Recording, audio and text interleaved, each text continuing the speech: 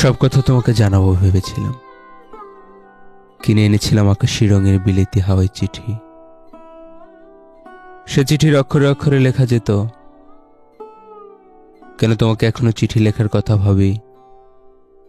লেখা যেত আমাদের উঠোনে কামিনী ফুল গাছে এবার বর্ষায় ফুলের ছড়াছড়ি। তুমি আর একটু কাছে থাকলেই বৃষ্টি ভেজা বাতাসে সে সৌরভ তোমার কাছে পৌঁছত। আর তোমার উপহার দেওয়া সেই স্বচ্ছন্দ বিড়াল ছানা এখন এক মাথামোটা অতিকায় হলো। সারা রাত তার হুঙ্কারে পাড়ার লোকেরা অস্থির। তোমাকে জানানো যেত এবছর কলকাতায় গ্রীষ্ম বড় দীর্ঘ ছিল। এখন পর্যন্ত বর্ষার হাবভাব খুব সুবিধের নয়। এদিকে কয়েক মাস আগে নিউ মার্কেট অর্ধেকের বেশি পুড়ে ছাই।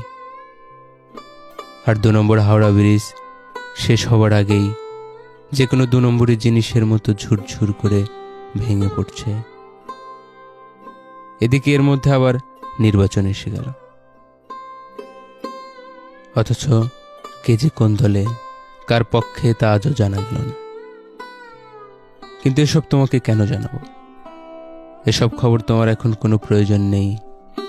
অথচ এর থেকেও কি যেন তোমাকে জানানোর কথা ছিল। কিছু একটা আছে, কিন্তু কিন্তু সেটা যে ঠিক কি পরিষ্কার করে আমি নিজেও বুঝতে পারছি না। টেবিলের একপাশে কাচের কাগজ ছাপার নিচে ধুলোয় বাতাসে বিবর্ণ হয়ে আসছে হাওয়াই চিঠি।